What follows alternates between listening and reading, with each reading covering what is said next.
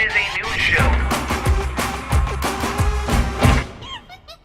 Sup, nation? Welcome to the Monday show. My name, Philip DeFranco, and this show, just me talking about news and tap stuff and things that matter to me today. And nation, let's talk about one of the big things in tech today, and that was Apple's WWDC 2012. For those of you not in the know, that's where Apple makes a bunch of big announcements, sometimes they release new products, and so I'm going to consolidate the whole 2-hour event into everything that stood out to me, starting with the new MacBook Airs. Because the MacBook Airs were previously the underperforming runts of the MacBook line. Like, really, the only positive things I could say about when they were first released was like, oh yeah, I guess you can fill it in a manila envelope. That's going to come in handy for sure. And while many people thought the MacBook Air was somehow going to get smaller, it's not. But it's not all bad because they've upgraded the guts. I mean, you have the new Ivy Bridge processors that are capped at 2 gigahertz. All of these computers now start with 4 gigabytes of RAM, which, come on, really, that's the minimum these days. Don't brag about it. Though you can upgrade it to 8 gigabytes, and then of course, 512 gigabytes solid state drive running at say to 3 speeds. And then of course, the very smart inclusion finally of a USB 3.0, a 720p camera, and they cut $100 off the price tag. And so I think the big thing here is Apple has this very strong base now. And ultimately, the MacBook Air, it kind of gets me excited because it's perfect for the minimalist. Like, it's light, it's tiny, it's convenient, it's fast as all hell unless you're editing video. But on the negative end, as far as price point, Apple really doesn't have anything to compete with netbooks. But at the same time, it doesn't seem like Apple really wants to compete at that $300 to $500 range. Then there were the new MacBook Pros. These are running up to a 2.6 gigahertz Core i7, and that's being paired with NVIDIA's GeForce GT 650 with 1 gigabyte of video memory. But then Apple also dropped the new next-gen MacBook Pro with Retina display, which has a 2800 by 1800 resolution on a 15.4-inch screen. That, of course, being a part of Apple's we have more pixels than your HD screen, bitch. Then it has a quad-core 2.7 gigahertz processor that is turbo boostable to 3.7 gigahertz, the GeForce GT 650M again, then 768 gigabytes of solid-state drive, 2 Thunderbolt ports, HDMI, an SD card slot, USB 3.0, and MagSafe 2. And then there are little things like custom asymmetrical internal fans so that it's not loud, which if you ever had an old MacBook Pro, I mean, it would sound like you were starting a jet engine. And you'll also notice these MacBook Pros are thinner, and that is most likely because there is no optical drive. We were also left saying, rest in peace, 17-inch MacBook Pro. His heart was just too big.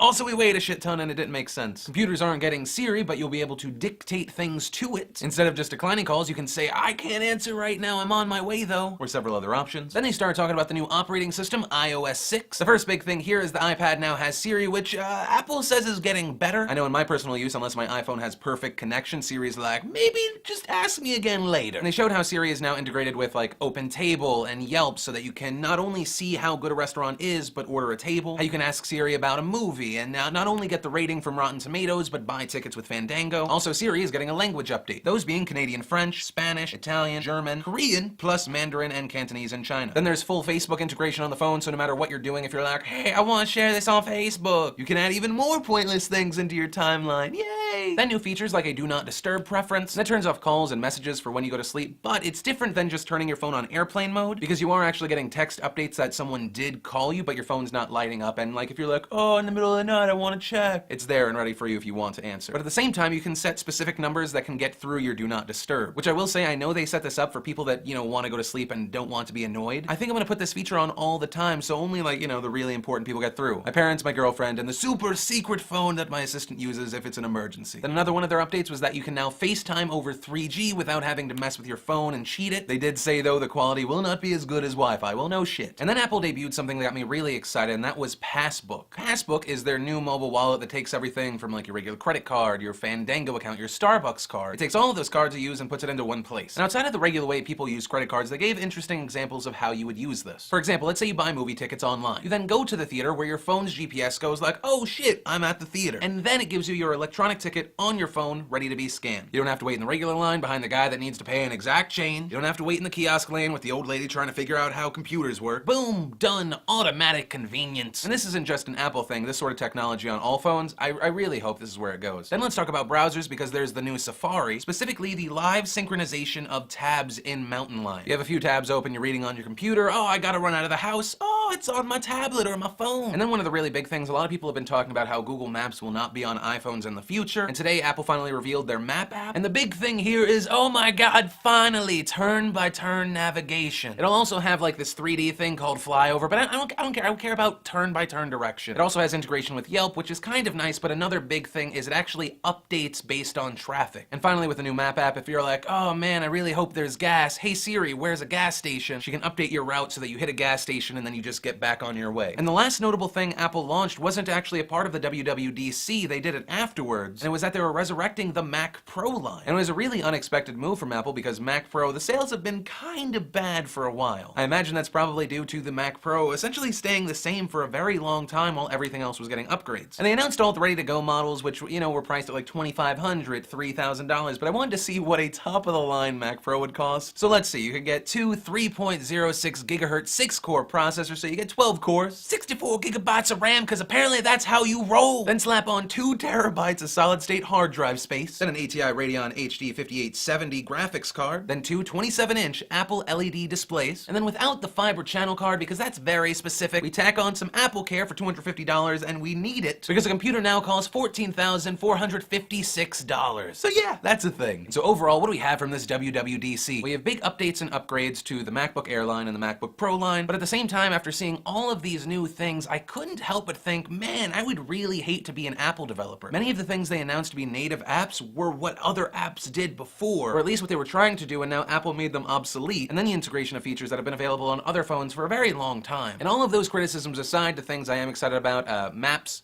Passbook, and hopefully a Siri that works in more ways in my life, if that makes any sense. But yeah, let me know what you think down below. Mac fanboys, PC fanboys, just battle to the death. This is the internet, that's what it was made for. And nation, from there we move on to Sexy Time News, where I consolidate everything I found sexy today. Starting with Kelly Brook, who for some reason was part of a Philips Body Groom Barbershop competition photo shoot, because of course nothing sells body grooming products like Kelly Brook in a black dominatrix rubber outfit. Then of course, one of my dirty little secrets, Kim Kardashian, was posing in Esquire showing that her booty makes her buoyant. And while I do constantly criticize Kim Kardashian and her family's contribution to society, that ass. Then something some people will find sexy and some people will want to burn with fire is Snooki's cell phone was hacked and nudes were leaked. And out of all the pictures, there are 3 where you can verify, oh, it's actually her. So if you're ever like, man, I wish that 4'11" girl on Jersey Shore was naked, that's a thing on the internet now. I'm not gonna include those pictures in this video because I'm not a fan of being sued, but Google's always a thing. And then of course the final bit of sexy news, if you missed the new Sunday show, I featured a whole gallery of The Nation is Sexy, which are ladies from The Nation that sent in pictures. Links to that and everything else I'm mentioning in today's show down below. But yeah, that's been Sexy Time News. And Nation, let's talk about our douchebag and BAMF of the day. Because our douchebag of the day is 34-year-old Anthony Sanchez. Anthony is an elected California official whose job title reads Imperial Irrigation District Director. But that has nothing to do with why he's the douchebag of the day today, which is he was caught on camera beating his stepson. Sanchez was upset the boy couldn't catch a baseball that the stepdad was throwing violently, forcing the boy to dodge out of the way instead of trying to catch it,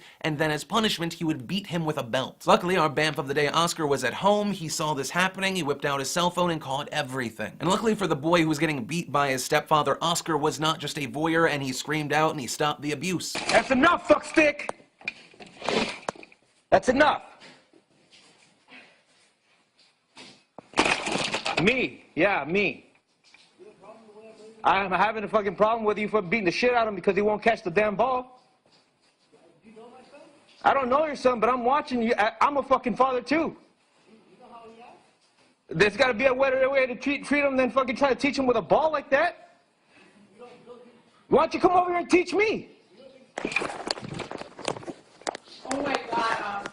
And since the event was recorded, a lot has happened. The video went viral. Sanchez was charged with suspicion of felony child abuse, but he was also released on $100,000 bail, and I imagine he's back home. And so here's the main thing with this story. I think it comes down to kind of what the Sheriff's County spokesperson said. Every parent in the state of California has the right by law to discipline their child. But when you cross the line between what's legal and what's not legal, that's infliction of injury. And also, what's the point of hitting your child for this? I mean, I guess child abuse worked out for Michael Jackson's dad and Tiger Woods' dad, because this is a terrible reason to beat your child. But I'm not gonna be like those hippie parents that are like, I'm never gonna hit my child. You have to have context. For example, my dad slapped me in the face one time. I was 5 years old, I told him to go fuck himself, and he slapped me in the face. That makes sense. You don't say that to your parents. But then you have your mom and your stepdad who maybe like to drink and don't really hit you with context. All that did was teach me like, oh, you shouldn't drink alcohol because it turns you into an evil person. And so for the longest time in my life, I thought like everyone that drank alcohol was crazy. And it really wouldn't surprise me with this stepdad beating his kid if there was alcohol involved. Or maybe Sanchez is just a shitty person in general, who knows? And actually, that's gonna be our question of the day today. Do you think it is wrong to hit your child at all in certain situations? Apparently all the time. And also something I wanna mention that apparently none of the other blogs want to cover. Where is the mom? Some reports were saying that she was just inside the house, she was aware of what's happening. If that's true, she's just as fault, if not worse. That's her blood, her baby being beat because he can't catch a baseball. And really, I'm left hoping, one, he loses his job, two, he's kept away from this child so he cannot inflict any more harm, and three, for all I care, this guy could go die in a fire and go to that special place reserved in hell for people like him and Joe Jackson. But guys, that's really everything I wanted to talk about today, and it brings us to the part of the show where I throw something at your face, and today it is $50 worth of stuff from forhumanpeoples.com. And of course, to possibly get pelted on the face with said thing, just leave a comment on this video, and of course, a big thanks to those of you that clickety-clack the like button, favorite when you really like it, share wherever you share things. But whether you did or not doesn't change the fact that my name's Philip DeFranco, you've just been filled in. I love your faces, and I'll see you tomorrow.